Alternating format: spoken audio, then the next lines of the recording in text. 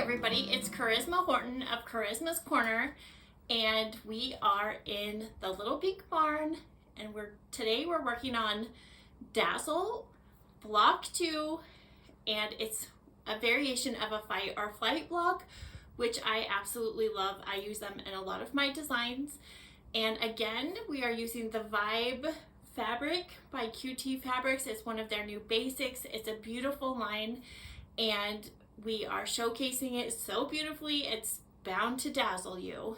Anyways, so today our fight or flight blocks are located in the quilt.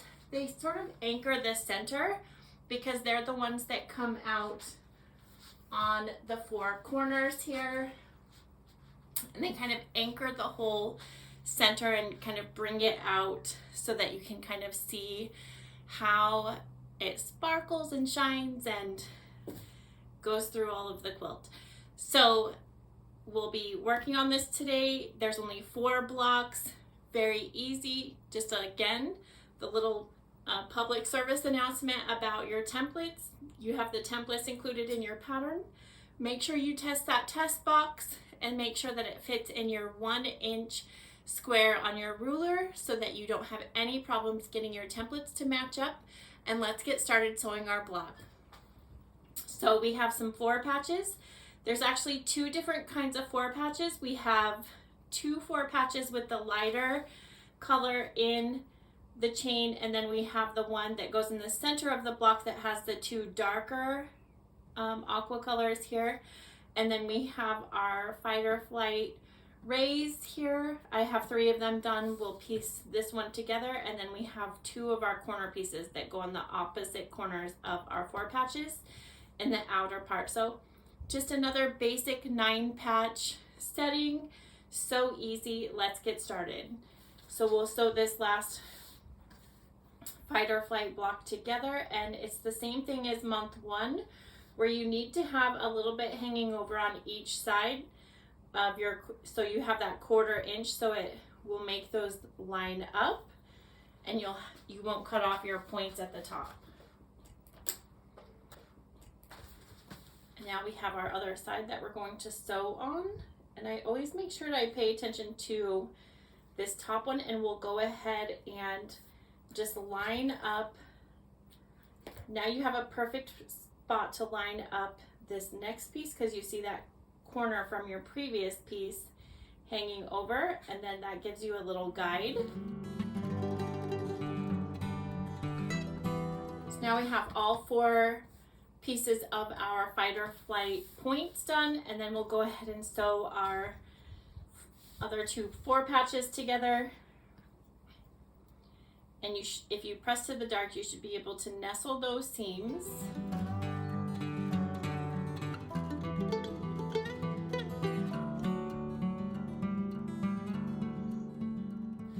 Okay, now we can start to lay out our block.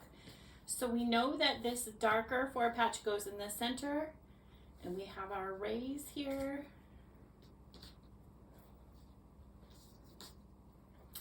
And we want to make sure that we follow through with that chain. So you want to make sure your dark squares all go through the whole center on the diagonal of this, because that's what anchors that edge. So you don't want to mix those up. You want to make sure you create that line. So here is our block right here, and now all we have to do is sew those units together.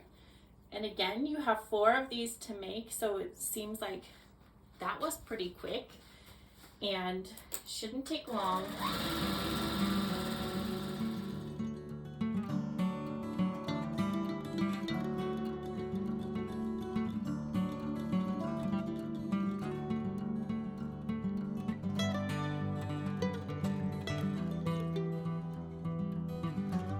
Okay, now that we have our rows together, we'll go ahead and press these. And what I'm going to do is I'm going to press the upper and the bottom to the inside, and then I'll press this to the outside so that when we sew these together, we will be able to nestle those seams.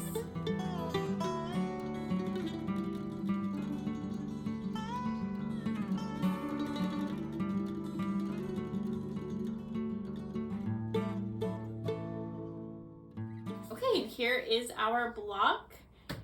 Again, this is Dazzle block 2, only 4 to make this month. Seems like a small assignment compared to some others, but like last month, sorry about that, but it makes the quilt shine. So I hope that you'll share your blocks, hashtag Charisma's Corner, hashtag Charisma Horton Designs, and also Dazzle block of the month.